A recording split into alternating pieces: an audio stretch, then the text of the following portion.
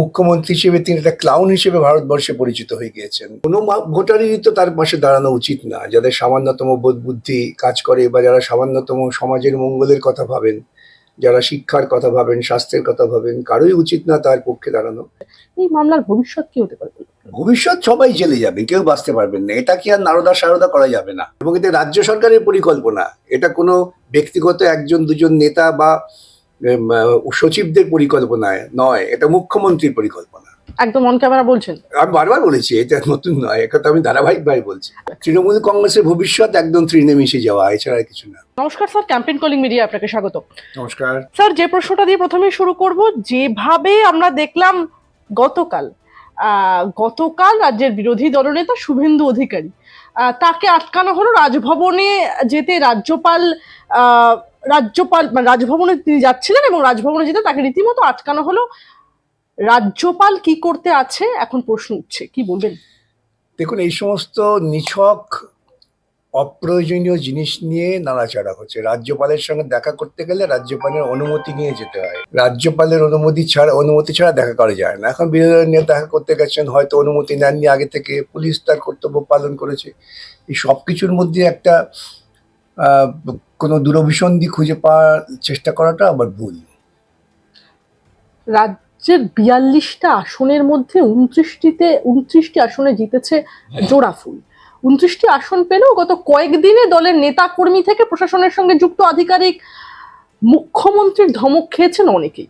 ভোটে দলের দারুণ পারফরমেন্সের পরও মমতা বন্দ্যোপাধ্যায় কিছুটা ক্ষুব্ধ, কেন বলুন? না, দারুণ পারফরমেন্সটা কেন হয়েছে সেটা উনিও জানেন, আমরা আগেও ব্যাখ্যা করেছি, নতুন করে ব্যাখ্যা করার কিছু নেই। এখন যেটা প্রশ্ন হয়েছে যে এখন মানুষ তো তার এই যে প্রবল দুর্নীতি, ব্যাপক দুর্নীতি, সমাজের সর্বস্তরকে তিনি কলুষিত করেছেন। শিল্প, সংস্কৃতি, নিয়োগ, মুখ্যমন্ত্রী হিসেবে তিনি একটা ক্লাউন হিসেবে ভারতবর্ষে পরিচিত হয়ে গিয়েছেন।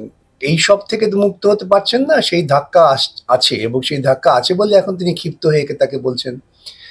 আমি তো শুনলাম কোনো নাকি সচিবদের বলেছেন, সবার কথায় কথায় আপনারা ওপরের মহল বলেছে কথা লিখুন কেন। আচ্ছা, ওপরের মহল বেআইনি কাজ করতে বললে ওরা যদি কাজ করেন তখন তো লিখতে হবে ওপরের মহল বলেছে। কিন্তু আমি তো অবাক হই এই সমস্ত আইপিএস আইএস অফিসারদের চিন্তা ভাবনা দেখে। তারা তাদের সার্ভিস যে কন্ডাক্ট রুলস, সেটা অনুযায়ী তাদের উচিত, যারা নেতৃত্বে আছেন জনপ্রতিনিধি, তাদের নিয়ম মতো পরিচালিত করা, তাদের কাছে নিয়মটা বোঝানো, যেটা করতে গেলে বেআইনি হবে সেসব তারা করছেন না। মুখ্যমন্ত্রী বলছেন তারা হাত তুলে দিয়ে কাজ করছেন, তারাও তো সমান অপরাধী। এবং আগামী দিনে যদি তদন্ত ঠিক মতো হয় তখন এই সমস্ত অফিসাররাও কিন্তু এই তদন্তের আওতার মধ্যেই পড়বেন বলে আমার নিজের ধারণা। স্যার, রাজ্যের একাধিক পুরসভায় মুখ থুবড়ে পড়েছে তৃণমূল কংগ্রেস। উত্তরবঙ্গে এবারও দাগ কাটতে পারেনি ঘাসফুল। লক্ষ্মীর ভান্ডার ফর্মুলা কি কাজ করলো না? না, এটা খুব ভুল ধারণা। আপনারা মানুষকে এতটা অবহেলা করবেন না যে কিছু মাত্র অনুদান পেলে পরেই মানুষ একেবারে ওর কথায় নাচবেন। কিছু মানুষ নাচেন, যারা নাচেন তারা নির্বিবাদে অনিক দত্তের বিরুদ্ধে একটা মিথ্যে অভিযোগ দায়ের করতে পারেন, নিজেদের ব্যক্তিগত সম্মানকে রাস্তায় ফেলে দিয়ে। এই ধরনের কিছু মানুষ আছেন, সবাই তো থাকেন না।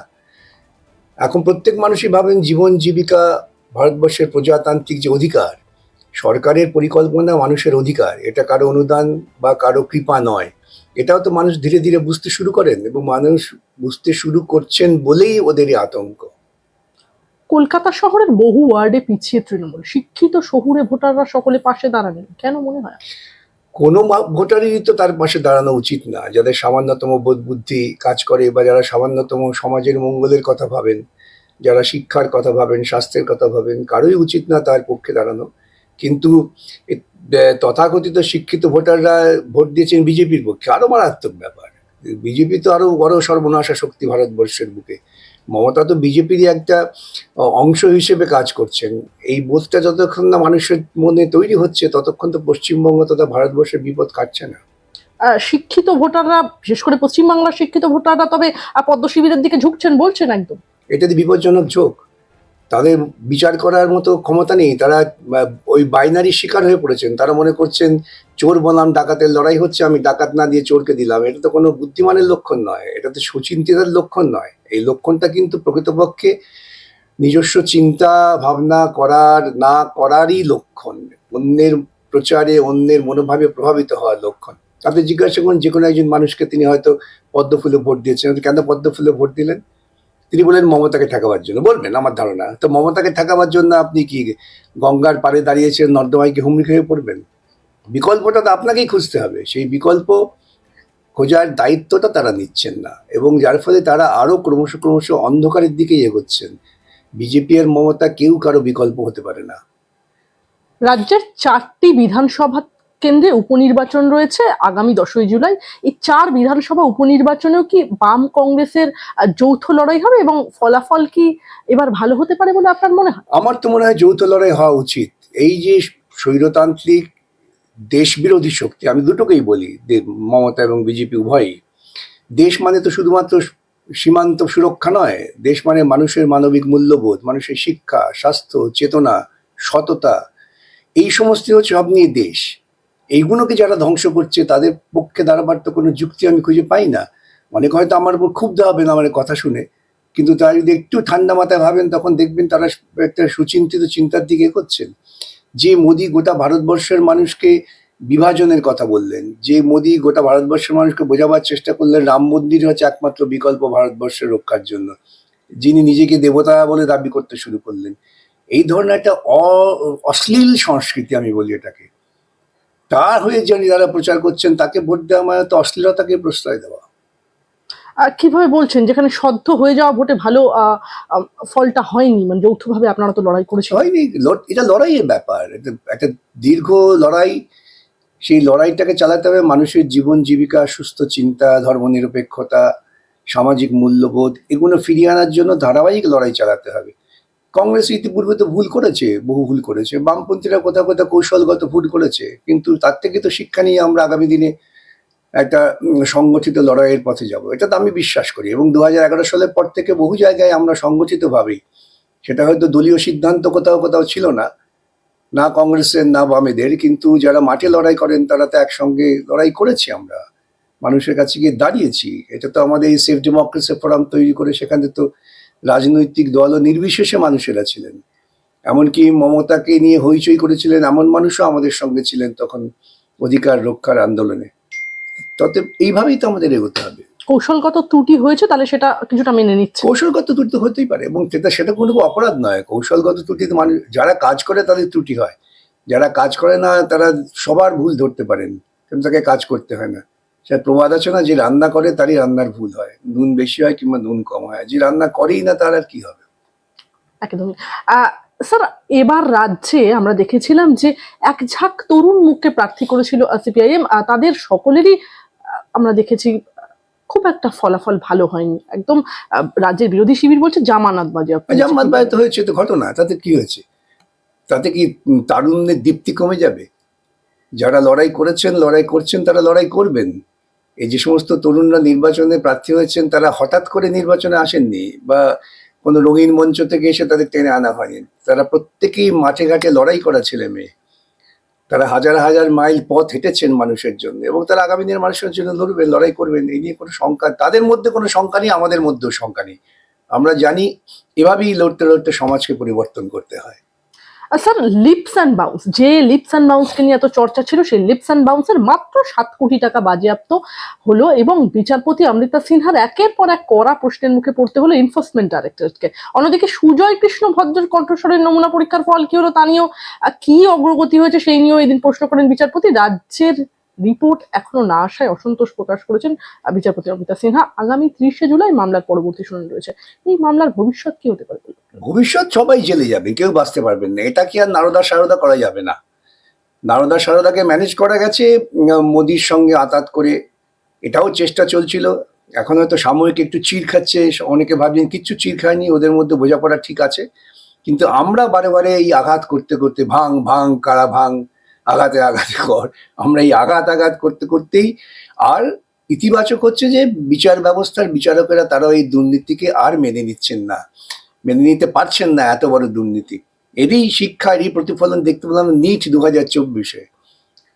সুতরাং এই দুর্নীতিকে যদি আমরা না ঠেকাতে পারি তাহলে কিন্তু ভারতবর্ষের প্রজাতন্ত্র ক্ষতিগ্রস্ত হবে। এটা আমার কথা না, সুপ্রিম কোর্টের কথা, যে দুর্নীতি হচ্ছে ক্যান্সার, সমাজের প্রত্যেকটা অঙ্গ প্রত্যঙ্গকে নষ্ট করে দেয়। দুর্নীতির প্রভাব মারাত্মক হয়ে দাঁড়ায়। আমরা দেখেছিলাম স্যার নির্বাচনের আগে গোটা রাজ্য জুড়ে প্রতিষ্ঠান বিরোধী মানে একটা হাওয়া বইছিল, একাধিক দুর্নীতি। সাধারণ জনগণ তারা কোথাও গিয়ে বলা চলে যে ক্লান্ত বীতশ্রদ্ধ হয়ে পড়েছেন। এই মামলায় কি আশার আলো তারা খুঁজে পাবেন? আমাদের তো বিশ্বাস, আমরা তো চেষ্টা করে যাচ্ছি, মানুষ নিশ্চয়ই আশা খুঁজে পাবেন।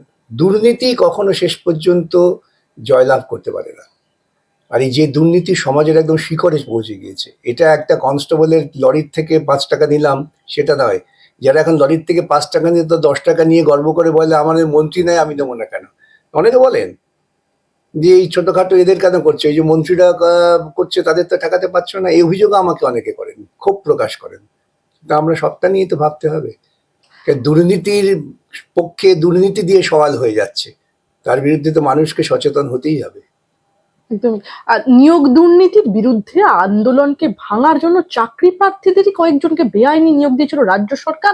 চার্জশিটে ইডির এমনই বিস্ফোরক দাবি। তাহলে প্রশ্ন হচ্ছে, এটা তো আমরা অভিযোগ করেইছিলাম যে এটা, এবং এই যে সুপার নিউমারি পোস্ট, সেটা তো এই দুর্নীতির একটা